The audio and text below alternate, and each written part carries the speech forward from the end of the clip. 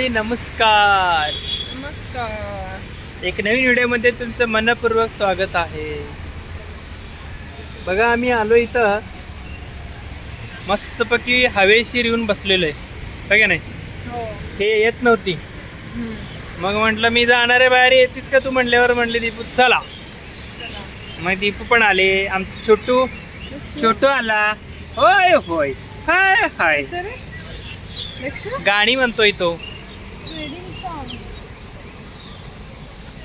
होय दीपू, कोल्हापूरला जायचं कॅन्सल होणार आहे वाटतं. ते दीपूला सांगायचं होतं कोल्हापूरला येणार होतो आम्ही, कॅन्सल होणार आहे. त्यासाठी व्हिडिओ बनवायचं होतं. कारण काय होता, कोल्हापूरला 16 तारीख 17 तारखेला जायचं होतं, ती कॅन्सल होणार आहे ना आपला. पण जायचं आहे की नाही ना, तू मला सांगितलीस एक्झाम कॅन्सल. पण जायचं ना. महाराष्ट्र शासनाचे कोल्हापूर ग्रामीण आहे ना, कोल्हापूर ग्रामीण नर्सिंगचा ॲक्झिलरी नर्सिंग मिडवायफरीमधला एक्झाम होते, म्हणजे ANMचे एक्झाम होत्या. तर त्या एक्झाम काय झाल्या दीपू, कॅन्सल झालेले आहेत. त्यासाठी आम्ही आता काय करणार आहे, थोडंसं वेट कर. दीपू एक्झाम ना पुढे ढकलल्यात का कॅन्सल केल्यात काय माहीत. ते फॉर्म कधी भरलेले, फॉर्म आपण गेल्या वर्षी भरले. फॉर्म 2023 मध्ये भरलेले आहे आणि आधीचा 2019ला भरले. आधीचा 2019 मध्ये भरलेला फॉर्म. तर अजूनपर्यंत एक्झामच झालं नाही, नुसतं आम्ही फॉर्म भरतोय. तर कोल्हापूर ZPचं जागा निघाले की आम्ही कोल्हापूरला यायचा प्रयत्न करतोय मुंबईमधून. तर अजून तरी एक्झाम ती परत कॅन्सल झालं आहे, म्हणून आम्ही 16 तारखेला येणार होतो, ती कॅन्सल झालं आहे. आणि दीपू आता गावाला कधी जायचं आपण परत. होय बघू. आमचं दक्ष लहानपणी असतानाचा व्हिडिओ बघा. हे बघा गुब्बू गुब्बू होता ही, आता काय झालं, ही शेंबड नाकाचं झालंय. हे बघा रील्सवाली दीपाली. दक्षा माझा आणि गुब्बू गुब्बू तेव्हा पण त्याला बारीक बारीक बोलत होते सगळं. आता वाढीला लागलाय का. आणि नवी मुंबईमध्ये थोडंसं आज गारवा वाटायला लागलंय. काल थोडंसं पाऊस पडलाय, त्यासाठी म्हटलं बाहेरला फिरून येऊया. आणि तुम्हाला पण सगळ्यांना सांगायचं होता की एक्झाम कॅन्सल झालेला आहे, त्यासाठी आम्ही यायचं पुढे ढकललंय. आणि एक जनरल JNMचं एक्झाम पण होतं ना तुझे. हो. मग ती कधी आहेत, पण काय ठाव ठिकाणी काय माहिती अशी काय करते. ती असा विषय झाले, कर्नाटकमध्ये ॲडमिशन आम्ही घेतलोय. ॲडमिशन घेतले कर्नाटकमध्ये JNMसाठी. त्याची एक्झाम पण हे बघा कॉपीराईट येणार बघ. तू उगाच ती व्हिडिओ रील लावू नको. माझे व्हिडिओला सगळे तू कॉपीराईट टाकतीस का. नाही, ते व्हिडिओ तू ओरिजिनल व्हिडिओचा एक थोडा शब्द आला ना, कॉपीराईट आला की आमचं पूर्ण व्हिडिओला कॉपीराईट येऊन जात आहे. मग काय करणार. हा काय बोल की तू JNMचं एक्झामचं काय झालं. कुठं काय काहीच माहिती नाही. एक्झामचं काहीच नाही टाकलं. असं ओरडतोय का. हे वरडायचं काय ग, सांगायला लागलं 2 वेळा विचारतोय तुला JNMचं काय झालं पुढे. काय माहिती, मेसेज नाही काय नाही. पहिल्या वर्षाचा फी भरली, पुढच्या वर्षी शिकू नको, बंद कर. मग अति काम कर, पहिल्या वर्षी शिकून इकडं महाराष्ट्रामध्ये ॲडमिशन घेऊया. पैसे पण परत देत नाही आणि डॉक्युमेंट पण देत नाही. 3 वर्ष होईपर्यंत तिथंच थांबावं लागेल. मग कशाला त्याच वेळेला रिटर्न आले असते ना. पैसे पण हे असं झालंय, सगळं अडकून बसलोय आम्ही. इकडे JNM नाही, ZPचं एक्झाम नाही. मी काय म्हणतोय, मग याचं ॲडमिशन घ्यायचं आहे. दक्षूचं ॲडमिशन नर्सरीला घ्यायचं आहे. आता जूनमध्ये जर आपला एक्झाम झाले दीपू, जूनमध्ये तुझा एक्झाम झाला तर कदाचित तुझं सिलेक्शन झाला आणि ह्या तम्माचा आपण 10-20 हजार रुपये घेऊन नर्सरीला ॲडमिशन घेणार. आता आपण ऐन वेळी ऑगस्टमध्ये गावाकडे जायचं म्हटलं की कसं करायचं सगळं. म्हणजे मंथली पैसे घेतात ते लावायचं. मंथली नसते नाही, मंथली कुठं आहे, महिन्याला घेतो. कोण नर्सरीमध्ये कुठं आहे. देवी ज्योतीला एवढं लांब कोण जाणार का. मग देवी ज्योती म्हणजे पूर्ण रस्त्यावर आला. विठ्ठल रुक्मिणी मंदिराजवळ. एवढं लांब नाही, तिथे कुठे म्हणते बाबा ती बाई पण बघायला. बरं ठीक आहे, बघ मला सांग, बघूया होय का नाही. एक्झाम असं सगळं प्लॅनिंग करावं लागेल, नाहीतर कसं होईल दीपू, तू सगळीकडे ॲडमिशन घेऊन बसशील आणि आमचं इथं तुझं मराठी शाळेत घालायचं त्यात काय. नाही मराठी शाळेमध्ये घालूया की, कोण नको म्हटले, लहान आहे पोरांची सवय होऊन दे. अंगणवाडीत घालायचं ना मग. मी काय म्हणायला लागलोय, अंगणवाडीमध्ये पण घालू आपण. पहिला अंगणवाडीमध्ये घेत नाहीत, अंगणवाडीला 3 वर्ष लागतात, 3-3.5 वर्ष. बसवतात की 2 वर्ष. मग तुझं काय मत आहे? नुसतं नेऊन बसवायचं असं म्हणते दीपू, नेऊन बसवायचं, नर्सरीमध्ये बसवायचं का? मी काय म्हणतोय, नर्सरीचं शिक्षण ही काय डायरेक्ट तुम्हाला अबकडं नाही शिकवत.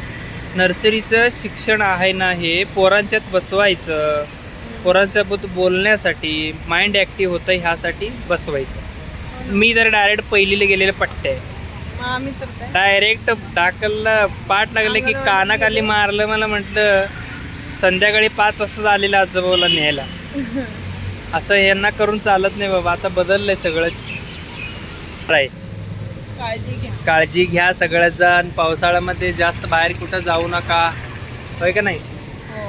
हाऊस असतंय का. क्लिनिंग ठेवा, म्हणजे प्रत्येक गोष्ट केल्यानंतर हँड वॉशिंग करा, बाहेरून आल्यानंतर हातपाय स्वच्छ ठेवा.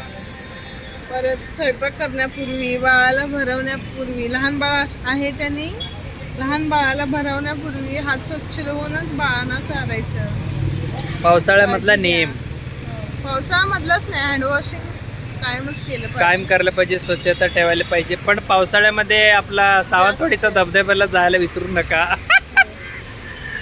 पावसाळा सुरू झाला की सावंतवाडी धबधबा, इकडं जा तिकडं जा, पन्हाळ्याला जावा, पावनखिंडला जावा, धबधबा बघायला लई एन्जॉय केलेले आहे. मुंबईमध्ये समुद्र बघायचं, इथं धबधबा नाही. धबधबा आहे पण ह्याला जायचं, कुठं माहिती आहे का इथं, कुठलं सांगू, लोणावळा. लोणावळा गडमध्ये आहे ना. हां, लोणावळ्यामध्ये तर बघण्यासारखं आहे दीपू. हां सगळीकडे आहेत, पण आम्ही वाशीमध्ये इथं काय नाही, गड वगैरे काय नाही. वाशीमध्ये असं आहे बघा.